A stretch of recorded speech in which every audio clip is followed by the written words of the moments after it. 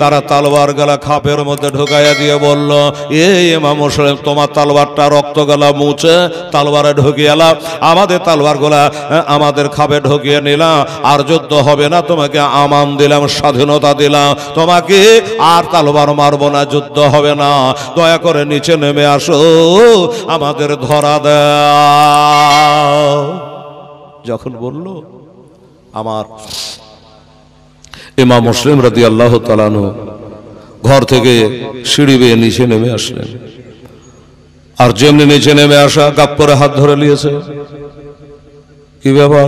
বলে আপনাকে অ্যারেস্ট করা হলো, গ্রেফতার করা হলো, ইবনে জিয়াদের অর্ডার। আচ্ছা চলো, কিসে করে নিয়ে যাবা, কিভাবে নিয়ে যাবা? আমার ইমাম মুসলিমকে ওই লোকগুলা বললো ঘোড়ায় করে নিয়ে যাব। আচ্ছা চলো, ঘোড়ায় করে নিয়ে যাবে তো চলো। এই বেলালের মা তো বিবিরে গেল মা, আর হয়তো এখানে দেখা হবে না রে। ওরে ভাই একটা কথা, কালকে হাসরের দিন দেখা হবে রে মা, আমি তোর ইহসান কোনোদিন ভুলবো না রে মা। তুই যে আমার জন্য যতটুকু করেছে, এটা একারে হাসরে আমার বড় আব্বার সামনে বলে দেব রে, আমার নবী মুস্তাফার সামনে বলে দেব রে। তো বিবি চিন্তা করিস না মা, তোর কোনো দোষ নাই, আমার কপালে যেটা লেখা আছে সেটাই হবে। এই কথা বললে যে ঘোড়ায় করে নিয়ে যাবো, অ্যারেস্ট করে ঘোড়ায় চাপছে। যখন ঘোড়ায় চাপছেন ইমাম মুসলিম, তো মুখ থেকে একটা দোয়া বাহির হলো, জানেন দোয়াটা কি দোয়া জানেন? দোয়াটা হলো ইন্না লিল্লাহি ওয়া ইন্না ইলাইহি রাজিউন। ওই যে মানুষ মারা গেলে পড়ে না বাবা, পড়ে। এটা হলো মানুষ মারা দোয়ালে রে মা, হাত থেকে চিরুনি পড়ে গেল, এই দোয়াটাই পড়বেন, আলাদা দোয়া দরকার নাই। হাঁটতে হাঁটতে পায়ে হুচুট লেগে গেল, এই দোয়াটাই পড়বেন। হঠাৎ করে কারেন্ট চলে গেল, ইজ্জা না বলে আপনি এই দোয়াটা ইন্না লিল্লাহ পড়েন। কোনো জনে হারিয়ে গেল, ইন্না লিল্লাহ পড়ে। রাস্তা ভুলে গেছেন, ইন্না লিল্লাহ পড়েন। আমরা জানি এটা মরার দোয়া খালি। যাই হোক, বিপদ আসলে পড়তে হয়। ইমাম হোসে ঘোড়ায় চাপছে, জবান থেকে ইন্না লিল্লাহি ওয়া ইন্না ইলাইহি রাজিউন পড়ে নিয়েছে। যেমনি পড়ে নামাম, যারা ধরেছে তারা মুসলমান, আর আমার ইমাম মুসলিম তো মুসলমান জানছেনই। এরা জিজ্ঞাসা করলো, ইমাম মুসলিম আচ্ছা বলো তো, আমরা তো মুসলমান, আমরা জানি ঘোড়ায় চড়া দোয়া তো এটা লাই, ট্রেনে চড়া দোয়া আলাদা, জাহাজে চড়া দোয়া আলাদা, এরা দোয়া কেন আপনি বললেন, ব্যাপারটা কি? বলে শোনো, তোমরা ভাবছো আমি জানতে পারিনি, বুঝতে পারি নাই আমি কেন দোয়াটা পড়েছি। আপনারা কেন বলে দিই বাবা গো, মা বোনেরা রে, দোয়াটা কেন বলে ইমাম মুসলিম জানেন? এই কারণে দোয়াটা পড়লে উনি যখন ঘোড়ার রেখাবে পা রেখে ঘোড়ায় চাপতেছে, ওই যে ইমাম মুসলিমের কাছে একটা তালবার ছিল, জ্বালিয়ে যুদ্ধ করছিল, ওই তালবারটা লক করে চোরেরা বাহির করে নিল। যেমনি তালবারটা বার হয়ে গেল, ইমাম মুসলিম আর ধরপাকড়াও করলেন না, মারামারি করলেন না। তালবারটা যখন বার হয়ে চলে গেল খাপ থেকে, ইমাম মুসলিম বলল, আমার ভাইয়ের মতো কাজ করছিল তালবারটা। জমিদাতার জমিদাতার বিবি, আচ্ছা ঠিক, জমিদাতার বিবি। আচ্ছা মাশাআল্লাহ, 500 টাকা দান করেছেন, আল্লাহ তুমি কবুল করো, মনস্কামনা পূর্ণ করো। আল্লাহ জমিয়ে দিয়েছে মক্কা মাদ্রাসায়, আবার 500 টাকাও দিয়েছেন। তাহলে কত হলো বাবারে? 2500 হলো, আমি মনে আছে। আর 2500 লাগবে নগদ টাকা, তাহলে দোয়া হবে। একটু মা বোনেরা ভাইয়েরা 500 করে পারলে তাড়াতাড়ি দেন, এটা দোয়া হয়ে যাক রে বাবা। আমার ইমাম মুসলিমের দান শহীদ হয়ে গেছে, রক্তের বন্যা বহে যাচ্ছে। ইন্না লিল্লাহ দোয়া পরে ঘোড়ায় চড়ে নিয়েছে। তারা বলল, কি জন্য ইন্না লিল্লাহ পড়লা?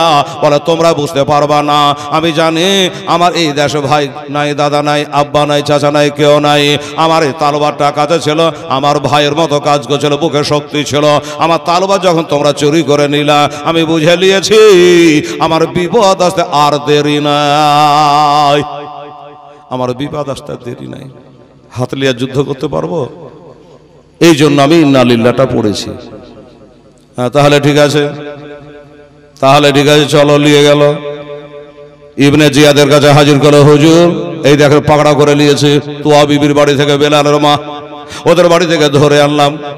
আচ্ছা, এই লোকটা ইমাম মুসলিম? বলে হ্যাঁ, এটাই হলো ইমাম মুসলিম রাদিয়াল্লাহু তাআলা আনহু। এরই হচ্ছে ইমাম মুসলিম রাদিয়াল্লাহু তাআলা আনহু। কি করা যায়? এবার ইবনে জিয়াদ ডাইরেক্ট জিজ্ঞাসা করে, কি তোমার নামে ইমাম মুসলিম? বলে হ্যাঁ। তোমার কারণে এই দেশে দুইটা দল পয়দা হয়েছে, একটা হুসাইনি দল, একটা ইজিদের দল। একটা বলছে হুসেন জিন্দাবাদ, আর একটা দল বলছে ইজিদ মুর্দাবাদ। তোমার কারণে দুটো দল পয়দা হয়েছে। শোনো, 40,000 লোককে তুমি হুসাইনি নামে বায়াত করে নিয়েছো। যাকে পিছলা কথা থাক, তোমাকে একটা কথা জিজ্ঞাসা করবো, বলেন। বলে যা হবার হয়েছে, তোমাকে একটা কাজ এখন করতে হবে। ইমাম মুসলিম বলে কাজটা কি? বলে কাজটা হলে ইমাম হুসাইনকে ছেড়ে দিতে হবে। ইমাম হুসাইনকে মানতে পাবা না, ছেড়ে দিতে হবে। আমার ইমাম মুসলিমের অসম্ভব কথা, আমি নবীর নাতি হোসেনকে ছাড়তে পারবো না। আপনারা বলে ছাড়া যাবে? আমরা নামাজ পড়ি বলে আল্লাহুম্মা সাল্লি আলা মুহাম্মাদিন ওয়া আলা আলি মুহাম্মাদিন। আমরা ওয়ালা আলি মুহাম্মাদিন না বলে নামাজ হয় না। যাদের নাম নামাজে না আনলে নামাজ হয় না, ওই হোসেনকে আমি ছাড়তে পারবো না। আল্লাহুম্মা সাল্লি আলা মুহাম্মাদিন ওয়া আলা আলি মুহাম্মাদিন, ওয়ালা আলে না বললে হবে না, নবীর আলা আওলাদকে না টানলে হবে না। আসসালামু আলাইকা ইয়ুহান নবী, আমার নবীকে সালাম না করলে নামাজ হবে না। আর সেই হুসাইনকে আমি ছেড়ে দিতে কোনো মতে পারবো না। আমার জীবন দিয়ে দেব, আমার জান দিয়ে দিব, কিন্তু আমি হুসাইনকে ছাড়তে পারবো না। কি করবেন? যখন বলে ছাড়তে পারবো না, ইবনে জিয়াদ বলে ঠিক আছে বাবা, এত তাড়াতাড়ি এত বড় একটা সিদ্ধান্ত নেওয়া যায় না। কে আছিস? একে নিয়ে যা, একটা জেলখানার মধ্যে ভরে দে। আজকে আর একটা জেলের মধ্যে থাকো, কালকে সকাল 10টার সময় বার করবো, আর একবার জিজ্ঞাসা করবো। যদি বলে হোসেনকে ছেড়ে দিন তো ভালো, আর যদি না ছাড়ে তাহলে শিরোচ্ছেদ করে দেবো, পরিষ্কার হিসাব। জ্বালিয়ে যা, এখন নিয়ে গেল জেলখানাতে ভরে দিল। বাবা জেলখানা ঢুকিয়ে দিয়েছে, তালা বন্ধ করে দিয়েছে, কাল বার হবে। বাবা গো, এবার জেলখানায় রেখে দিয়েছে। আমার ইমাম হোসেন সারা রাত্রি তাহাজ্জুদের নামাজ পড়ছে, আল্লাহর জিকির করছে, তাসবিহ তাহলিল করছে। উনি জানে আল্লাহ আগামীকাল বেলা 10টায় আমাকে বার করবে, আবার জিজ্ঞাসা করবে ইমাম হোসেনকে ছেড়ে দাও। আমি ছাড়তে পারবো না, আমাকে আর বাঁচিয়ে রাখবে না। আমার মনে হয় আজকে রাতে এই তাহাজ্জুদের নামাজটাই জীবনের শেষ নামাজ গো আল্লাহ। তোমাকে ডাকতে পারবো না গো আল্লাহ, এই কারণে আমার ইবাদত তুমি কবুল করে না। এই করে সারা রাত ধরে বাবা নামাজ ইবাদতের মধ্যে কাটালো। সকাল হলো, বার করে আনলো। সকাল বেলাতে বার করে আনলো, আবার ওই জিজ্ঞাসাই করলো। আবার জিজ্ঞাসা করে, ও ইমাম মুসলিম এবার বলো, একটা রাত্রে সময় দিয়েছিলাম, সুযোগ দিয়েছিলাম, এবার তোমাকে বার করা হলো, এবার খালি একবারও বলো ইমাম হোসেনকে ছাড়বে না ছাড়বে না? উত্তর দিলে, দেখুন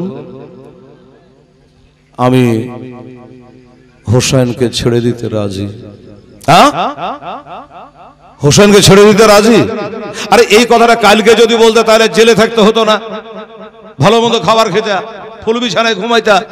হ্যাঁ দেখো তো, অন্ধকার জেলের মধ্যে তুমি সারা রাত কাটালে, এখন বলছো হোসেনকে ছেড়ে দিতে রাজি। ইমাম হোসেন বলে, দাঁড়ান, কথা শেষ হয়নি, আমার কথা শেষ হয় নাই।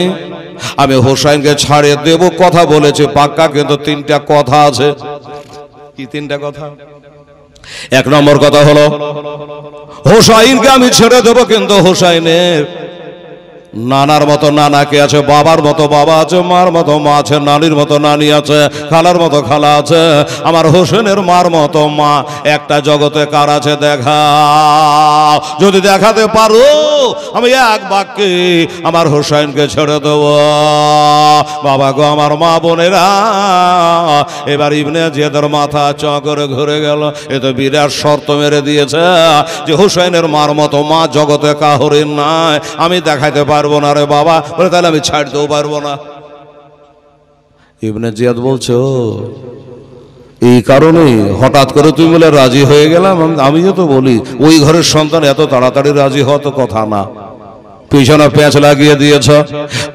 হোসাইনের নানা হলো নবী, আমি এরকম কারণ নানা নবী আছে দেখাতে পারবো না। হোসাইনের বাবা হলো আল্লাহর ওলি মারিফাতের ভান্ডার, আমি হযরত আলীর মতো বাপ দেখাতে পারবো না। বলে যখন দেখাতে পারবে না আমি হোসেনকে ছেড়বো না, আমি হোসেনকে ছাড়তে পারবো না। বলে যখন ছাড়তে পারবে না এবার তাহলে রেডি হয়ে যাও। জাল্লাদকে ডেকে বললো, ওরে কে আছে একে নিয়ে যা, আর পাড়ার শেষে দোতলা ছাদের উপরে তুলে তা শিরচ্ছাদ করে দাও,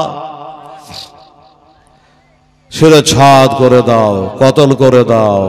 আমার বাবারা, ভাইয়েরা, আমার আম্মা জানেরা, এবার ঘরের ছাদে নিয়ে যাবে। হাত দুটা বাঁধা হয়েছে, হাত দুটা বেঁধে টানতে টানতে নিয়ে যাবে। ইমাম মুসলিম বলে, আমাকে ডর দেখায়ও না, আমাকে ভয় দেখায়ও না, আমাকে শহীদ তো তোমরা করে দেবা দাও। আমার তিনটা কথা বলার আছে, একটু বলে নিতে দাও, তারপরে পাড়ার শেষে নিয়ে গিয়ে মাথা কেটে নাও। বলো কি তিনটা কথা বলো? এক নম্বর কথা হলো, এই দেশে আসার পরে আমার চাচাতো ভাই হোসেনকে আসার জন্য একটা চিঠি লিখেছি, তোমরা একটু মানা করে দিয়ে যেন গাদ্দার দেশে আর উনি না আসে, আর জানা নাই আসে ওনাকে মানা করে দিয়েন। এক নম্বর কথা হয়ে গেল। দু নম্বর কথা হলো, এই দেশে আসার পর আমি 700 টাকা দেনা করেছি, যে আমার ভাই আসছে তো নিয়ে দিয়ে দেবো, তার তোমার সঙ্গে দেখা হচ্ছে না, কতল করে দিবা, তো আমার তরফ থেকে এই দেনাটা তোমরা একটু পরিশোধ করে দিও, কারণ হাসরের দিনে জানো দেনাদার আমার কাছে দাবি না রাখে। নাম্বার 3 নম্বর কথা হলো, আমাকে কত যখন তোমরা করবাই, আমাকে কতল করে রাস্তাঘাটে ফেলে রাখিস না ভাই, আমাকে কতল করে তোরা মাটির তলে দাফন করে দিস। এই হলো আমার 3টা দাবি। ইবনে জিয়াদ বলল, আচ্ছা ঠিক আছে, শোনো, তোমার সব দাবি মেনে গেলাম, একটা দাবি মানতে পারবো না। কোনটা মানবেন না একটু শুনেলি? বলল,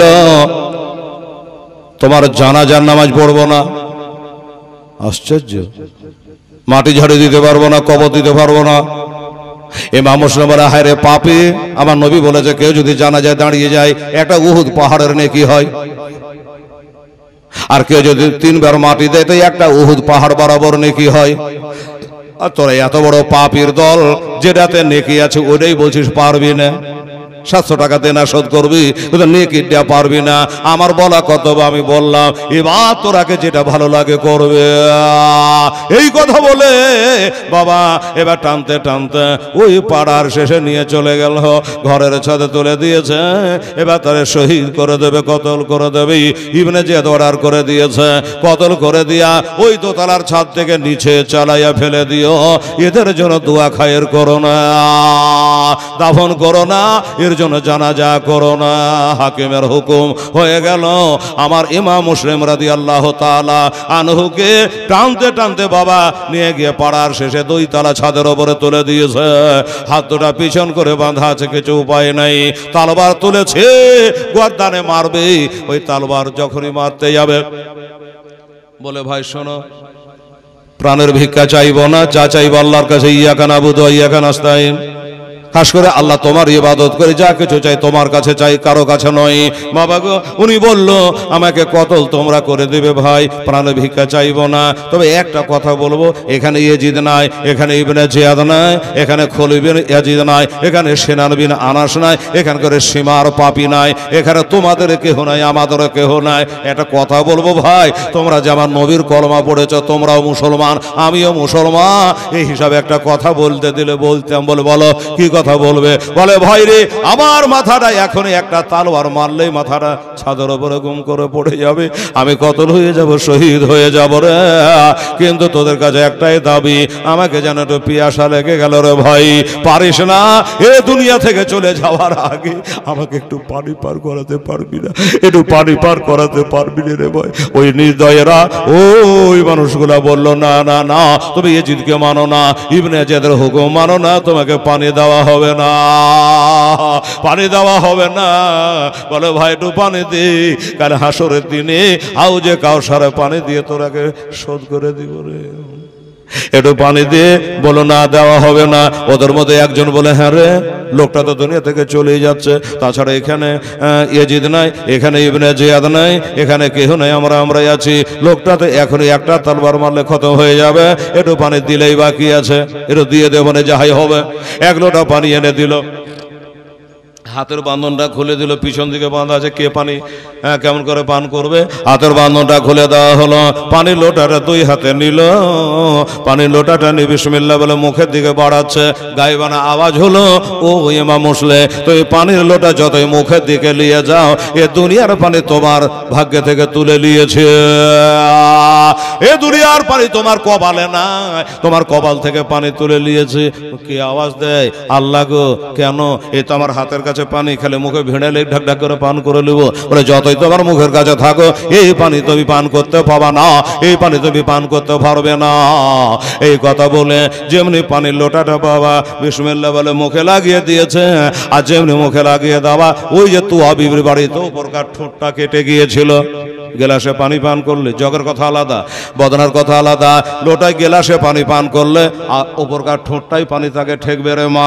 যেমনি ওই লোটাটা পানিটা মুখে লাগিয়েছে, অমনি কাটা ঠোঁটটা পানিতে ঠেকে গিয়ে বাবা জ্বলন আরম্ভ হয়ে গেল, আর বন্ধ রক্ত যেন গল গল করে চালু হয়ে গেল, গল গল করে পানিতে রক্ত পড়তে আরম্ভ করলো, রক্ত ঝরে ঝরে ঝরে পানি জানে লালে লাল হয়ে গেল। বাবারা, আমার মা বোনেরা, এবার বলে শোনো, পানি যখন রক্তে লালে লাল হয়ে গেছে, ইমাম মুসলিম রাদিয়াল্লাহু তাআলা আনহু ওই লোটাটাকে বাবা মুখ থেকে নিচে নামিয়ে দিয়ে বলল, ভাই এলাও তোমাদের লোটা, তোমরা ব্যাকলি এলাও, এলাও তোমাদের লোটা তোমরা ফিরিয়ে নাও, এই পানি পান করা জায়েজ হবে না, এ পানি পান করা জায়েজ হবে না। পানির খাসলত হলো তিনটা, মনে রাখেন মাগো। কি তিনটা খাসলত পানির? এক নম্বর হলো পানির প্রবাহিত হওয়া, পানির গড়ে যাওয়া, কম পানি যদি হয় হবে না, ওযু গোসল হবে না। পানির কালার যদি বাবা পাল্টে যায়, যেমন পাড় জাগ দিলে পানি কালো হয়ে যায়, এরকম পানির কালার যদি চেঞ্জ হয়ে যায়, ওই পানি ওযু গোসল কিছুই হবে না, পান করা তো দূরের কথা বাবা। ওই পানি যদি গন্ধটা হয়ে যায়, দুর্গন্ধ পয়দা হয়ে যায়, ওই পানি ওযু গোসল পান করার চলবে না।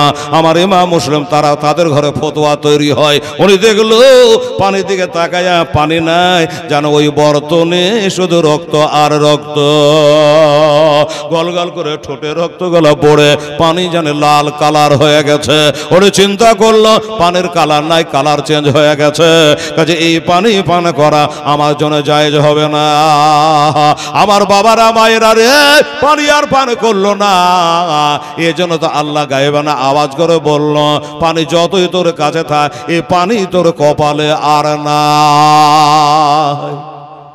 পানির লোটা ঘুরিয়ে দিল, পানি লোটা ঘুরিয়ে দিয়ে বললে, ভাই আমার আর পানি পান করা যাবে না, পানি লাল হয়ে গেছে, রক্তর মতো আকার ধারণ করেছে, এটা পান করা জায়েজ হবে না, ভাই তুমি লোটা নিয়ে এলো। এবার লোটা ঘুরাইয়া দিয়া আল্লাহ তাআলার কাছে এবার বলছে, আল্লাহ গো, ও ভাইয়েরা শোনা একটা কথা, পানি পান করা হলো না, একটু মদিনা দিকে মুখ করে আমার জীবনের মতো নবীজির একটু সালাম করতে দাও, আমার নবীকে একটু সালাম করে, আর সালাম করে নিয়া নবীর উপরে 3 বার দরুদে পাক পড়েলি, তারপরে তুমি আমাদের শহীদ করে দিও, আমার মনের দোসরা আর খাহেশ নাই।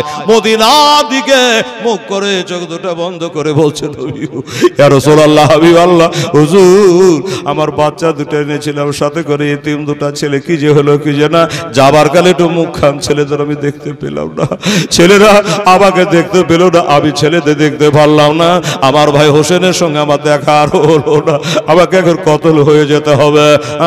এই কথাগুলো নবীজির সামনে যেন বলতেছে, এইভাবে দোয়া খায়ের করে নিয়ে ফাতিহা করে নিয়া এবার রেডি হয়ে গেল, রে ভাই তাড়াতাড়ি করে, তাড়াতাড়ি করো, আমাকে তোমরা শহীদ করে দাও, আমাকে কতল করে দাও। বলো ভাই তুমি এত তাড়াহুড়া করছো কেন শহীদ হয়ে যাওয়ার জন্য? বলো তোমরা বুঝবা না, তোমরা বুঝবা না, আমাকে জানো দয়ার নবী মোস্তফা ডাকতেছে, একবার ডেকে নাও গো তোমার দারে নবী, একবার ডেকে নাও গো তোমার দেশে। জন্ম হলো মদিনায় আর শহীদ হচ্ছে কুফায়। তোমার দ্বারে যেতে আমার মনে চায় বারে বারে, একবার ডেকে নাও গো তোমার দ্বারে। তুমি কত দয়ার নবী কাঁদিতেছেন ও মাতে ভাবে না বেগ, আরে ও মাতিতে তরার জন্য কাঁদবেন মহাসারে। একবার ডেকে নাও গো তোমার দ্বারে নবী, একবার ডেকে নাও গো তোমার দেশে। মহাসারে কঠিন দিনে কেউ তরাবে না তুমি বিনে নবী গো। মহাসারে কঠিন দিনে কেউ তরাবে না তুমি বিনে নবী গো।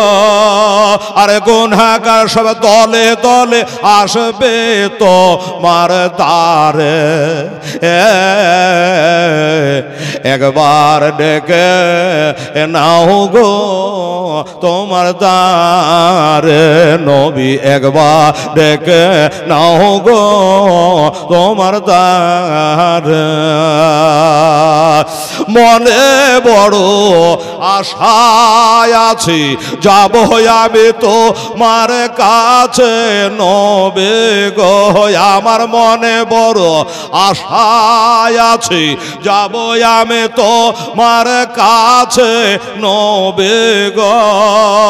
আর দুঃখ ব্যথা ভুলে গিয়ে থাকবো জীবন ভরে,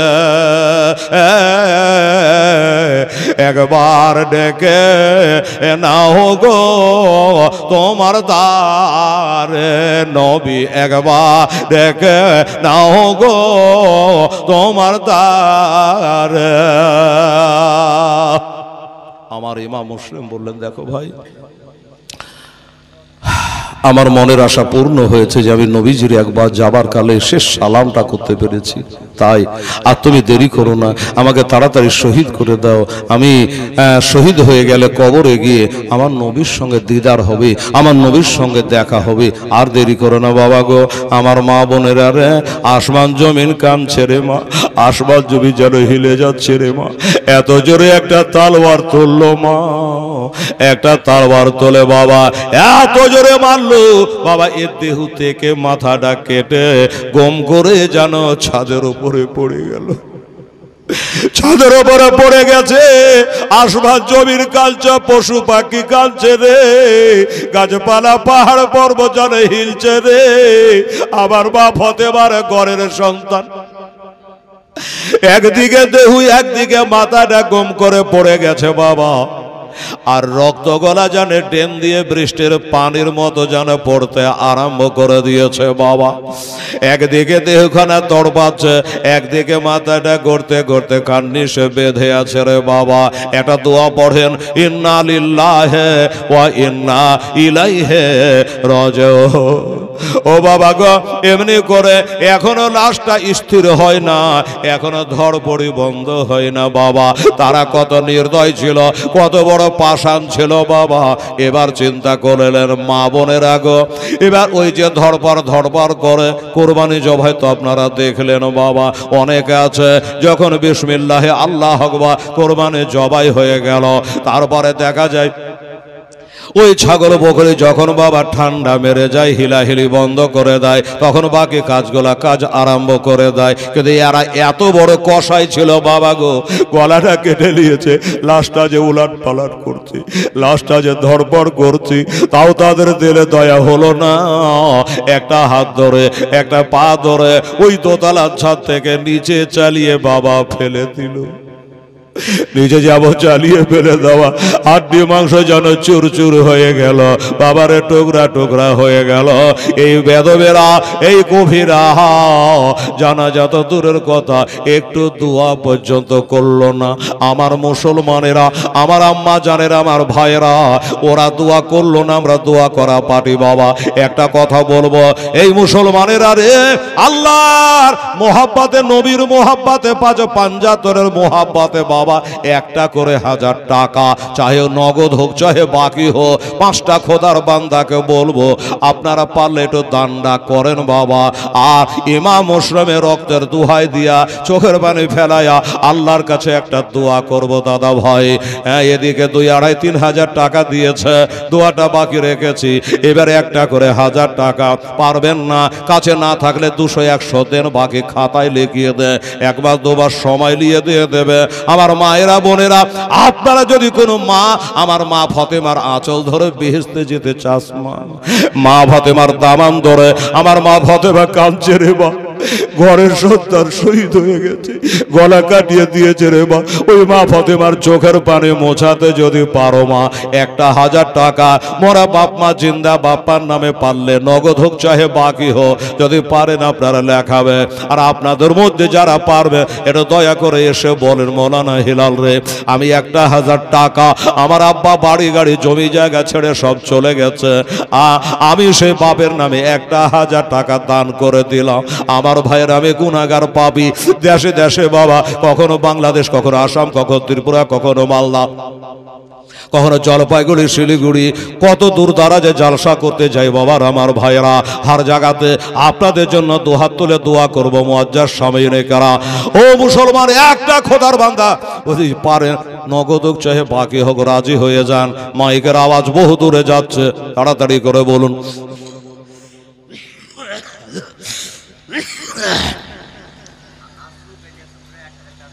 নগদ আশু, মোহাম্মদ আশু শেখ, নগদে উনি বলছেন বিলেশমপুরে বাড়ি, 1000 টাকা আমি দেবো। মাশাআল্লাহ, নারে তাকবীর, আল্লাহু আকবার। মোহাম্মদ আশু শেখ, জোরে বলুন জিন্দাবাদ। আর 4টা লাগবে। ও বাবু, এই ছেলেরা, এই বাবা, এই একটা মা বন্ধুর কাছে একটু যাতো, হাঁটো, একজন যাও, ওই পার না যাবে, এই পার দিয়ে হাঁটতে হবে। যদি আমার মায়ের এখন নামটা বলে, এসে আমাকে একটু নামটা শোনায় দেবে, কামটা হয়ে যাবে। 5টা নেব, 5টা 1000 টাকা নেব। আর দোস্ত বুজুর্গ, মেম্বার সাহেবকে বলছি যে আমার লজ্জা লাগছে, মেম্বার সাহেবকে বলেন, ইশারা করছে যে আপনি ছাড়া এই কাজ হবে না, খালি আপনার উঠতে দেরি, টাকা আসতে দেরি না ইনশাল্লাহ। একবার এখন তো মেম্বার সাহেব দিনের কাজ জন্য, নবীর ঘরের জন্য, আল্লাহর ঘরের জন্য, বক্তব্যের জন্য, মাদ্রাসার জন্য, যদি আমার মা বোনেরা ভাইয়েরা, আর 4টা কিন্তু লাগবে ইনশাআল্লাহ আজি, একবার চেষ্টা করে দেখেন। আর আমার ভাইয়েরা, বাবুরা, কাছে না তাহলে লজ্জা করবেন, 1000 বাকিতে লেখান, অসুবিধা নেই, 200, 100, 500 আপনি দেন, আর বাকিটা ইনশাআল্লাহ আজি আপনি দেবেন। বেরাদার সামনে কেরাম, আমার ভাইয়েরা দেখেন, একবার চেষ্টা করে দেখেন তো। এই বেটিরা, এ খালারা, 500 করে টাকা দে তোমা, যদি পারো, 1000 কষ্ট হলে দুজনে 500 করে দাও, 1000 হয়ে যাবে। দেখো তো, দেখি আমার মেম্বার সাহেব গেছেন, শনি মেম্বার সাহেব আছেন, নিজে এবার ঢুকে গেছে। আমার মা বোনের কাছে আসতে আর দেরি হবে না, একটু তাড়াতাড়ি করে আপনারা দিন। আমার মা বোনেরা, আমার ভাইয়েরা, সুবহানাল্লাহ। জীবনেরা অন্তমে কালেম এজরাইল আসে, যেদিন সোনার জীবন যাবে রে লয়া, যেদিন সাধের জীবন যাবে রে লয়া, যারে তুমি এত যত্ন রাখিলে ঘরেতে, যাহার লাগে দুঃখ কষ্ট কত না সহেলে, যারে তুমি এত যত্ন রাখিলে ঘরেতে, যাহার লাগে দুঃখ কষ্ট কত না সহেলে, আজ তোমার ফাঁকি দিয়া পাখি গেল রে ওড়িয়া, যেদিন সোনার জীব যাবে রে লয়া, যেদিন সাধের জীব যাবে রে লয়া। যার সুবহানাল্লাহ কে দিল রে দাদু? আচ্ছা ছেলে দাদু 100 টাকা দিয়েছে, আল্লাহ তুমি কবুল করে নাও, আমিন সুম্মা আমিন। দেখি আমার মেম্বার সাহেব কদ্দুর আগাতে পেরেছে? হ্যাঁ ইনশাআল্লাহুল আজিজ, জাযাকাল্লাহ, মাশাআল্লাহ, সুবহানাল্লাহ। আল্লাহ মোর মাটির কবর, মাটির ঘর হবে মাটির বিছানা খালা, চতর পাশে মাটি তোমার ওই বাঁশের চাহন, মাটির কবর মাটির ঘর মাগো হবে মাটির বিছানা খানা, চতর পাশে মাটি তোমার বাঁশের চাহন। কেমন করে রইবি রে ভাই, কেমন করে রইবি রে ভাই অন্ধকার কবরে, যেদিন সাধের জীব যাবে রে লইয়া, যেদিন সোনার জীব যাবে রে লইয়া। মরতে হবে এই ভবে একদিন, ওরে কেউ রবে না বাঁচে, আর মরণ জালে আছি রে ভাই আমরা যে সব ভাসিয়া।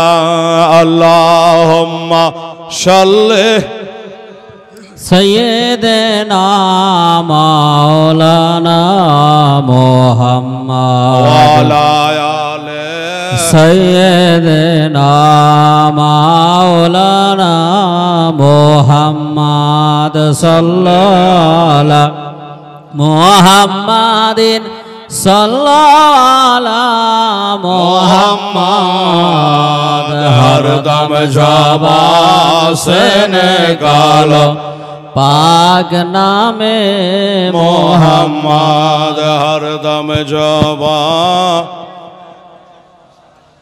সাফিয়ানা মুহাম্মদ। আচ্ছা मैं खाना चाय पड़ा ডিলারটার নাম জানতো, ভুলে গেছি। মুসলিম ডিলার, বাহ তাসলিম ডিলার, ঠিক ঠিক ঠিক, অসুস্থ হয়ে গেছে বেচারা। যাই হোক, তো তাসলিম ডিলার আমাদের এই ফতেপুরের পাশে মেয়াখানা চাইপাড়ার ডিলার সাহেব, উনি 500 টাকা দান দিয়েছেন আপনাদের মক্তব মাদ্রাসায়। আল্লাহ কবুল করেন, আমি আল্লাহ মনের বাসনা কামনা পূর্ণ করেন। আচ্ছা, তো বেরাদারান ইসলাম সাহেব কেরাম, দেখি আমার মেম্বার সাহেব কত রিলি আসছে, আর আপনাদের মধ্যে নাই রে বাবা কেউ 500-1000 দেওয়ার জন্য। অনেকে বলবে যে হেলাল তুই যতই বল, কাল যে দিয়েছি তো কাল কথা ভালো নয়, আজকে দেন আবার কালকে দেবেন, পরশু তো আর লাগছে না। হ্যাঁ পরশু আর লাগবে না, কালকে শেষ হয়ে যাবে সভা ইনশাল্লাহ। তবে একটা কথা মনে রাখবেন, এখনো যারা আসেননি তারা আসেন। আমার পরে পরে একটা চমচম রসগোল্লা বক্তা একবার সুদূর কান্দি থেকে এসেছে, আর দূরের বক্তাকে লাস্টে দেওয়া ভালো। প্রধান বক্তা যাই হোক, দূরের বক্তা মেহমান মুসাফির, খুব ভালো বক্তা গো, যেমন চেহারা তেমনি নাদ গজাল তেমনি বক্তৃতা, শুনলে আপনি তাক পাবেন। আলহামদুলিল্লাহ, জাযাকাল্লাহ। আচ্ছা, ট্রাক্টরওয়ালা সাহেব 2 বস্তা সিমেন্ট। আচ্ছা, আমি তারিকুলের নামে তার স্ত্রী 500 টাকা। আমি বলছি তুমি শুনে লেখো, সাথে সাথে মাইকে বলাবো না, তোমাকে শোনা, এই হলো কথা। আচ্ছা হলো, আর এখানে 3150। বাহ সুবহানাল্লাহি বিহামদি, 3150, তাহলে 850 লাগবে। তুমি কি করছো মোবাইল নিয়ে গো? আমার দিকে ধ্যান দাও, ওগুলা তো আছে এখান করে হাতের গলা। 3150, তাহলে আর 850 টাকা হলে এটা 4000 হবে না, ভুল বললাম? 3150 850 টাকা হলে 4000 টাকা হবে, আর এদিকে 4000 হয়ে গেল। তারপর কাল দেখা যাবে লাস্টের দিনে, শেষ যার ভালো সব তার ভালো। হুজুর ওড়াহারি রহমতুল্লাহ আলাই বারবার অজর মধ্যে কথাটা বলতেন, হুজুর ওড়াহারির হাত আমার মাথার ওপর আছে, এটা মনে রাখবেন বেরাদার।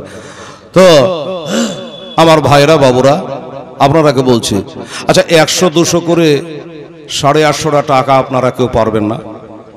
একটা ঝলক দেখেন, মেম্বার সাহেব উঠলো 3150 টাকা নিয়ে আসলো, আপনারা 50 টাকায় 100 টাকা করে আর 850 টাকা এখানে ভেড়ে আনতো, দেখি পারেন কিনা। দেন তো বিসমিল্লাহ বলে উঠেন তো মেম্বার সাহেব। উঠলেই হয়ে যাবে। এমনি লোকে মেম্বার বানাইছে গো, এসব লোক কি মেম্বার করতে হয় গো? সুবহানাল্লাহ। দেখেন অনেক মেম্বার মানে অহংকারে থাকে, আমি দেশের একটা মেম্বার আর আমি এই কাজ করব। হ্যাঁ বাবারে অহংকার হলো।